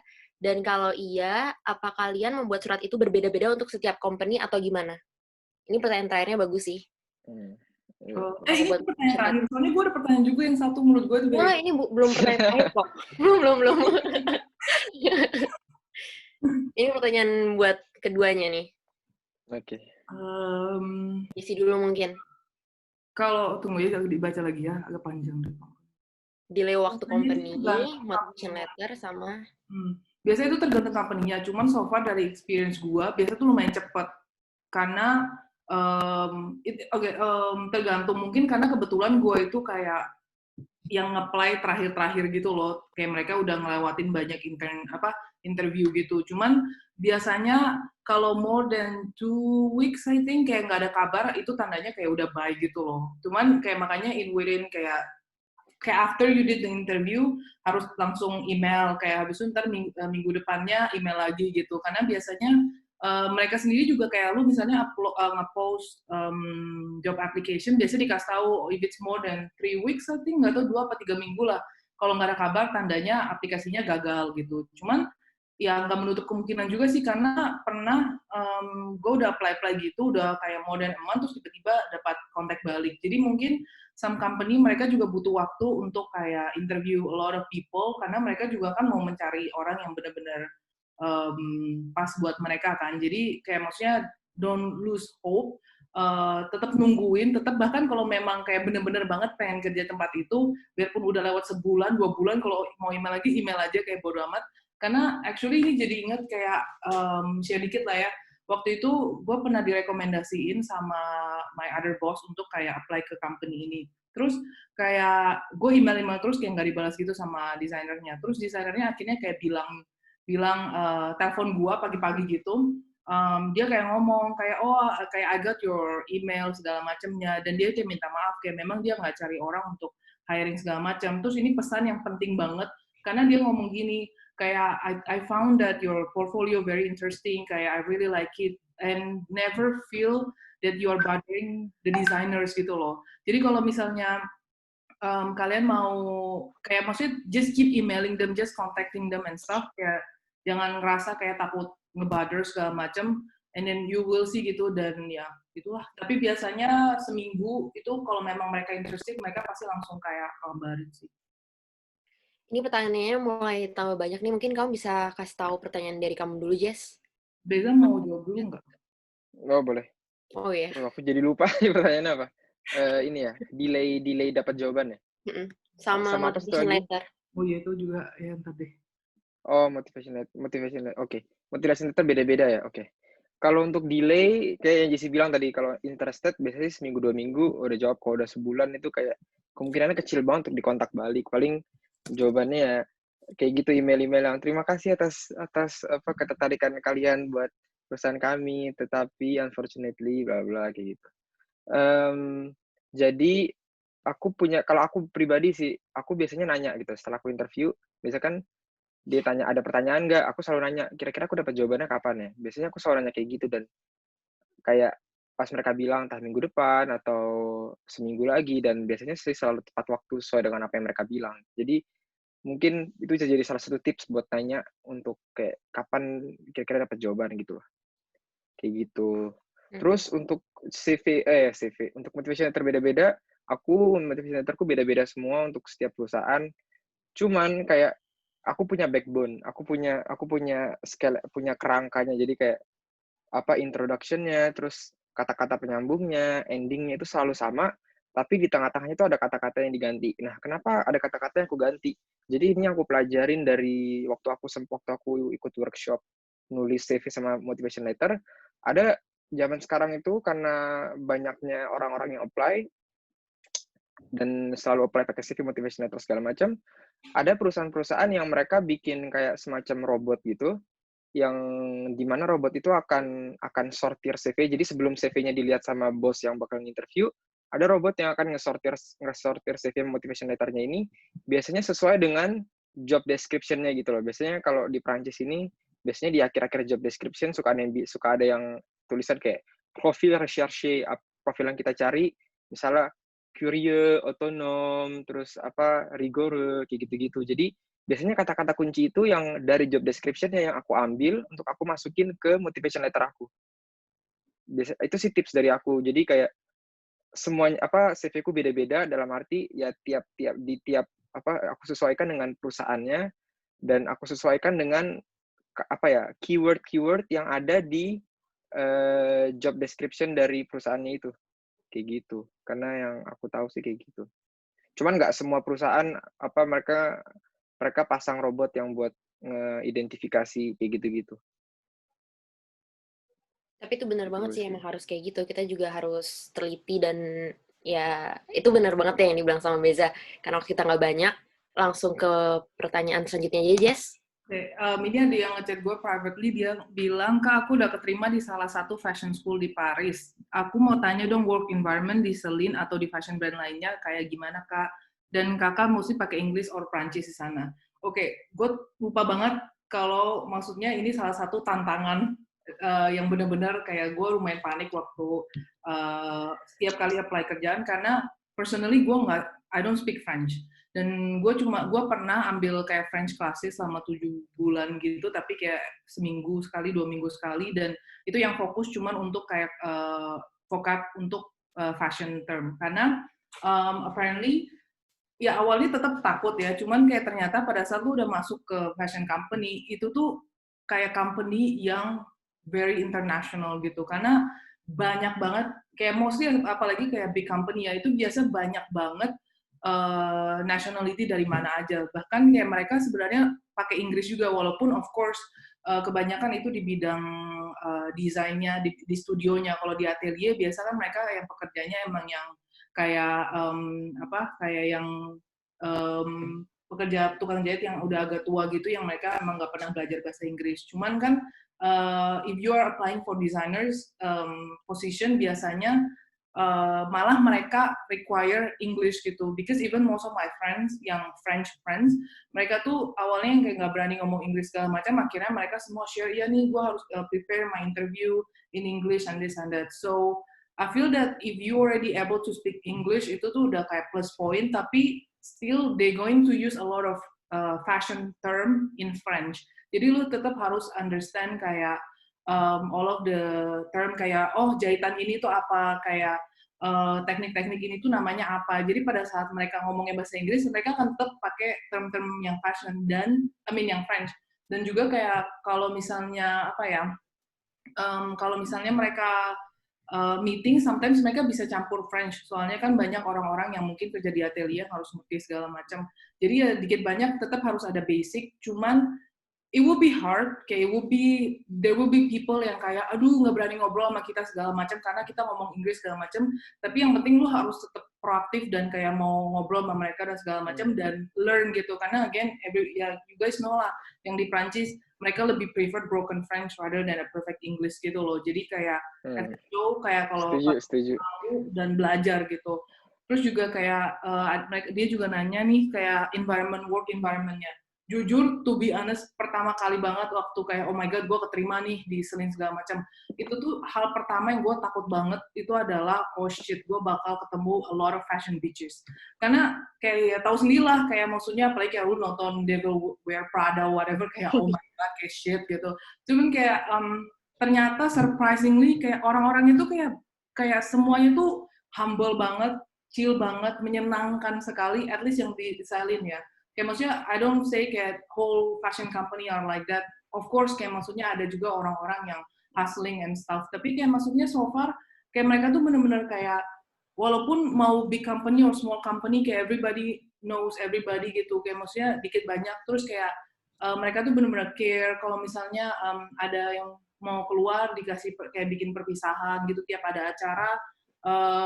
Kayak bikin acara mau Christmas atau apalah gitu segala macamnya, kayak company pasti provide acara yang kecil-kecilan atau kadang besar-besar juga. Jadi kayak maksudnya of course kayak gue nggak bilang semua work environment tuh bisa stressful atau selalu chill, kayak itu tergantung, tapi at least so far my experience is not as stressful as I thought, especially di Selin ya. Di Selin tuh kayak oh my god the best. Kayak bahkan orang-orang kayak maksudnya mereka bener-bener nggak cuma yang kayak oh ya udah lu intern ya udah gitu, tapi kayak mereka bener-bener kayak get to know gitu. Karena to be honest kayak some other people in the other department, they also don't know if you are interns or not. Kayak mereka cuma lihat oh ya udah lu kerja di sini gitu. Terus bahkan pada saat udah selesai pun mereka bener-bener kayak ya udahlah, namanya di fashion kita pasti ketemu lagi somewhere di company lain atau mungkin kayak in the future kayak collaborate gimana. So it's very important to also have a positive vibe yang kayak maksudnya tetap stay humble dan walaupun kayak lu tuh cuman inter, tapi jangan mikir kayak aduh gue nih rendah banget, gue cuman inter bla bla bla, kayak because no one thinks of you like that. There may be some people, but kayak ya udah gitu, kayak jalanin aja gitu. Yang penting tetap harus pede lah. Oke, ini ada 2 pertanyaan lagi, dan sebelum aku lanjutin pertanyaannya, aku batasin pertanyaan sampai jam 7.45, kita bakal selesai. Jadi kalau misalnya ada yang mau tanya-tanya lagi, kalian bisa kirim pertanyaannya ke email Humas PPI Paris. Aku udah chat, humasppiparis@gmail.com. Kalau kalian ada pertanyaan lagi bisa ke sana. Jadi kita tutup di 2 pertanyaan terakhir ini, yang dari Thalia dan dari Andreas. Pertanyaan pertama dari Thalia, "Hai Jessie dan Beza, aku mau tanya dong, kalau jurusan kuliah nggak sesuai sama experience sebelumnya, bisa tetap magang nggak sih? Apalagi aku tahun ini umur 30 dan saran dong please. Mungkin ada kenalan yang kasusnya mirip." Mungkin Beza mau jawab dulu. Oke. Pas nih aku punya teman kerja yang tadi aku bilang dia umur 28 dan dia baru masuk tahun kemarin, jadi bulan September kemarin 2019. Dan pas aku tanya kayak kok umur, dan dia baru master gitu umur 28 kan. Aku tanya kenapa kok baru master umur 28, hampir 29, makanya tahun ini 29. Dan ternyata dia awalnya itu ini kerja di Pizza Hut, jadi jualan pizza gitu loh. Jadi waiter di Pizza Hut gitu segala macam selama beberapa tahun. Terus akhirnya dia ngerasa mungkin capek atau dia pengen kerja yang dapat lebih lagi, aku nggak tahu, dan akhirnya dia ngambil kuliah IT, terus habis itu dia langsung dapat alternans kayak gitu. Jadi menurutku untuk umur sih kayaknya nggak ada batasan ya, dan apalagi di Prancis gitu loh, karena Prancis itu benar-benar, aku punya waktu itu temen kelasku dan dia umur 35 tahun dan dia masih kuliah gitu loh. Waktu itu pas aku S1. Jadi aku ngerasa apalagi di Prancis tuh memang terbuka banget, nggak ada yang namanya kata terlambat. Jadi kalau memang pengen kerja apa ya tetap bisa, dan selalu ada jalan gitu loh. Selalu ada jalan kalau kalian nyari, kalian persevere, selalu ada jalan pasti gitu loh. Jadi jangan pernah nyerah untuk nyari kalau emang aku pengen kerja ini dan ini emang passion aku. Karena di sini banyak kok orang yang dia udah kuliah sampai 4 tahun, bahkan udah semester, terus bilang, aku nggak suka sama jurusannya, dan mereka ngulang dari S1 lagi gitu loh. Kalau orang Indonesia bilang, oh buang-buang 5 tahun. Enggak, karena kayak, walaupun mungkin itu nggak sesuai dengan passion kita, tapi ya pasti kita belajar sesuatu gitu loh. Dan buat apa nantinya kalau kita kerja di suatu bidang yang kita benar-benar nggak suka. Jadi aku rasa kalau emang pengen banget untuk kerja di bidangnya ya coba aja, why not gitu. Gue boleh nambah nggak?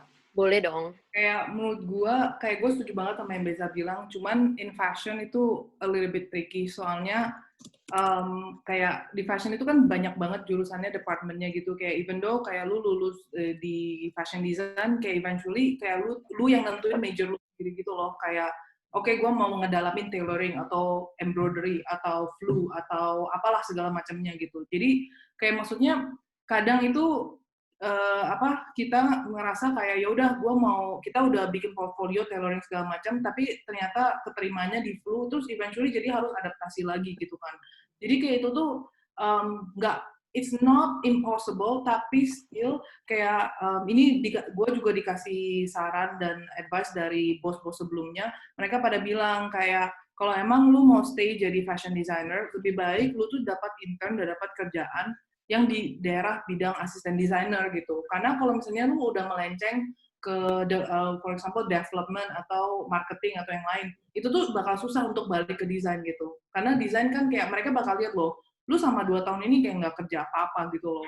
Kayak lu udah lupa sama skill lu segala macam. Jadi kayak yes, of course eventually lu bisa ganti major, tapi kayak it's a bit risky dan kayak very tricky as well kalau misalnya di bidang fashion, karena itu kayak yang the most important thing for you to get hired itu tuh experience gitu, karena dia mau lihat lu udah pengalaman dari company ini dan kayak bener-bener yang relevan gitu. Soalnya biarpun lu udah intern berpuluh-puluh kali, kalau misalnya nggak relevan mereka akan hitung dari nol lagi gitu. Dan kayak maksudnya emang I don't think kayak semua orang tuh pasti khawatir dengan umur segala macam. Jujur aku juga khawatir karena beberapa bos juga mention kayak kayak jangan kelamaan intern, terus kayak umurnya jangan kayak maksudnya harus cepet-cepet gitu, soalnya kalau enggak pada saat kayak di interview mereka tuh pasti kayak mikir lu udah kayak umur segini kayak lu kok intern terus, kok nggak ada yang hire, what's wrong with you. Tapi at the same time kita jangan kayak jangan terlalu dipikirin, karena gimana pun case-nya kita orang Indonesia kayak foreigner gitu, kita tuh emang susah gitu loh. Dan bahkan bos gue sebelumnya juga mention kayak there's nothing wrong with me or other friends yang foreigner, karena masalah kita tuh cuma kita nggak ada visa gitu, jadi itu bakal susah banget. Dan ya to be honest, fashion company itu as not as rich as they are like kayak glamorous segala macam, kayak mereka punya mereka juga kayak nggak ada budget segala macamnya, jadi kayak maksudnya jangan putus asa gitu loh. Ya, maksudnya of course kalau bisa dapat kerja lebih baik, tapi kayak jangan menyerah dan jangan putus asa cuma karena kayak gue udah umur segini nih, kayaknya gue harus stop deh, harus apa segala macam. Kayak ya you gotta do what you have to do gitu, kayak just keep going and kayak never give up gitu. Setuju banget, Jess. Setuju. Jadi emang intinya kita nggak boleh menyerah ya apapun yang kita lakuin, dan gak ada yang salah ya kalau misalnya kuliah nggak sesuai sama jurusan yang nggak sesuai sama yang kita mau ke depannya atau apa perubahannya, itu selalu terima. Dan pertanyaan terakhir dari Andreas, hai Kak, mau nanya dong, menurut kalian berdua, apakah pengaruh dari krisis COVID-19 ini terhadap prospek untuk mendapatkan pekerjaan secara luas dan internship secara spesifik di Prancis? Melihat sekarang sudah ada lebih dari 10 juta pekerja di Prancis yang berada di bawah support dari pemerintah. Ini krusial banget sih pertanyaannya, karena emang sekarang cari kerjaan pasti susah banget, banyak orang mulai kehilangan pekerjaan. Gimana sih pendapat kalian tentang pertanyaan dari Andreas ini? Siapa yang mau jawab dulu deh? Jessie atau Beza? Beza dulu. Oke, aku boleh deh. Aku lagi baca pertanyaan lagi. Pengaruh dari krisis COVID-19 sama pekerjaan secara luas dan internship secara spesifik. Kalau di perusahaanku memang benar kayak kita, apalagi perusahaanku perusahaan airline company, kayak karena adanya COVID benar-benar kayak kita kehilangan duit banyak banget. Dari yang kita operasi 100%, sekarang kita cuma operasi 10%. Jadi, dan kita juga banyak mecat orang karena karena nggak ada budget itu. Dan mungkin secara kasat mata kayak karena banyaknya orang ini pecat, banyaknya orang yang diberhentikan dari pekerjaan, yang kita ngerasa bahwa susah gitu nyari kerja di masa pandemi. Tapi kayak aku baru dapat berita kemarin dari teman sekelasku, dia interview secara online gitu, dan dia dapat perusahaan gitu. Jadi aku merasa nggak ada yang mustahil gitu loh. Jadi tetap bisa dapat pekerjaan, apalagi tiap hari kalau aku buka LinkedIn, aku selalu lihat ada orang yang keterima pekerjaan, ada orang yang yang lagi nyari-nyari, terus mereka dapat pekerjaan walaupun selama masa pandemi gitu loh. Jadi aku rasa kalau memang perusahaan itu lagi nyari orang dan emang benar-benar nyari orang, apalagi kalau aku ya di perusahaan IT, kan benar-benar bisa kerja dari rumah segala macam, bisa interview dari rumah. Jadi tetap kemungkinannya untuk bisa dapat pekerjaan itu masih ada gitu loh, kayak gitu. Cuman untuk bidang-bidang lain mungkin ya aku nggak terlalu tahu, karena memang dengan adanya COVID dan membuat orang-orang jadi harus kerja dari rumah, teletravail itu jadi situasinya complicated banget gitu loh buat orang-orang yang ada di bidang lain. Jadi aku nggak tahu sih untuk yang di bidang lain. Kalau dari Jessie gimana Jessie? Ada yang mau tambahin? Di pasar sih emang lagi sangat susah, karena tuh beres gue juga baru selesai internship gue yang terakhir 2 minggu lalu dan lagi cari kerja segala macamnya kan. Dan emang di website manapun itu kayak nggak ada yang nge-post job posting whatever gitu. Dan gue juga ngobrol sama bos-bos gue yang di Selin, yang di company Joseph segala macam, mereka juga kayak pada bilang ya kayak this year tuh will be very hard karena kayak kita nggak hiring people, karena even mereka tuh juga orang-orang yang udah dapat CDI pun kayak rata-rata kayak yang kerja di rumah gitu, maksudnya kerja yang di stop di pause dulu yang so much partial gitu kan. Terus kayak anggapan kalau misalnya teman-teman gue juga bahkan yang udah dapat CDD yang harusnya pindah ke CDI akhirnya kayak di cancel segala macamnya. So yes, I understand it sucks, tapi kayak emang lagi susah banget. So I guess kayak maksudnya what I'm gonna do ya kayak gunain semua link-link yang lu ada, kayak maksudnya koneksi-koneksi yang lu ada, lu coba ngomong dan ngobrol dengan sekolah-sekolah kan. Tapi ya udah harus siap dengan kayak keadaannya emang lagi kayak gini gitu. Maksudnya jangankan orang-orang, jangankan kita yang lagi mau apply, orang-orang yang udah keterima pun akhirnya kayak di cancel gitu internship-nya. Cuman ya we'll see, semoga kayak bos-bos gue sih pada bilang kayak maksudnya ya hopefully kayak mungkin September atau mungkin Agustus September they gonna look for people because they've been kayak udah mecatin semua orang gitu ya, semoga there will be chance for us I guess. Jadi kayak okay, you'll never know gitu. Jadi betul setuju. You will see gitu I guess, kayak sekarang emang kayak situasinya lagi parah banget. Cuman ya use that time to update your portfolio untuk kayak latihan interview mungkin kayak I don't know, kayak go around, talk to people, kayak find more information and stuff gitu. Oke, ini tepat waktu banget sih, karena 2 menit lagi sesi kita udah harus habis, sudah harus ditutup. Dan sebelum aku tutup, ini ada chat terakhir dari Imania. Halo Kak Beza dan Kak Jessi, aku nggak ada pertanyaan sih, karena kuotanya juga udah ditutup. Cuman mau bilang aja, semangat ya kakak-kakak semua di pekerjaannya. Semangat juga untuk para pencari kerja dan magang di Prancis, sehat selalu dan bon courage. Makasih, Mak. Dan sekalian aku tutup webinar pada sore hari ini. Terima kasih kepada para narasumber, Jessi dan Beza. Kalian keren banget. Terima kasih sudah menyempatkan waktunya hari ini untuk berbagi pengalaman kalian.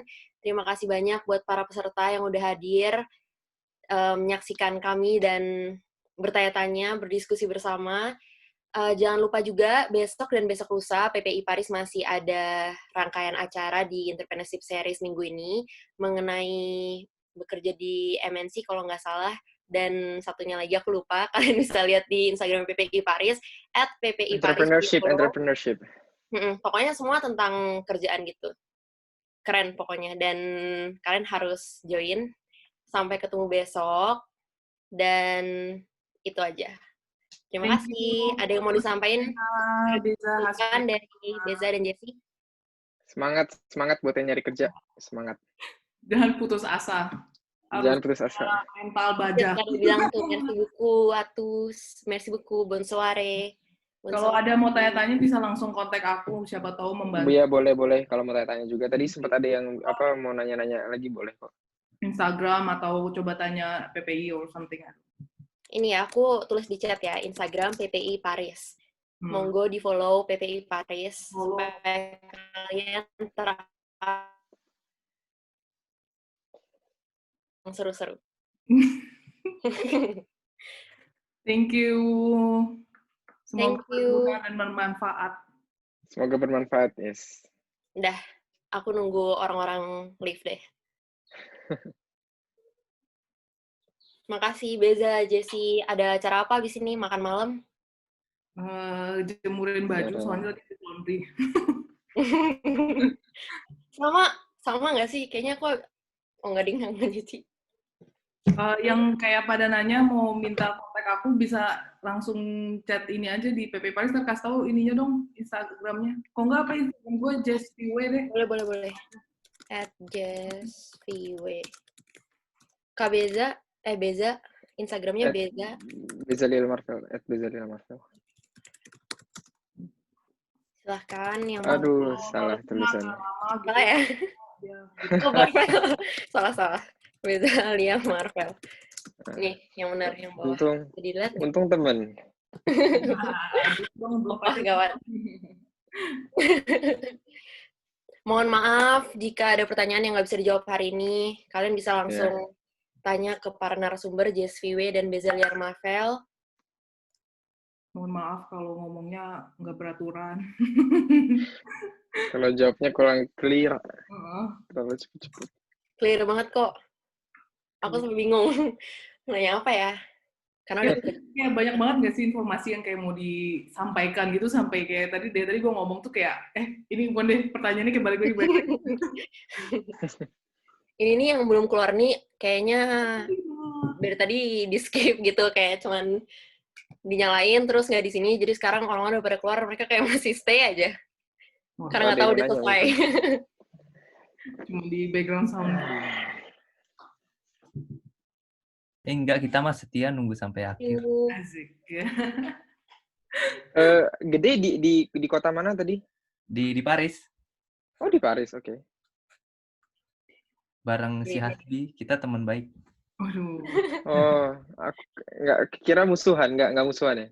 Kadang musuhan. Oh, Kalau kadang urusan musuhan. cewek musuhan. Nah.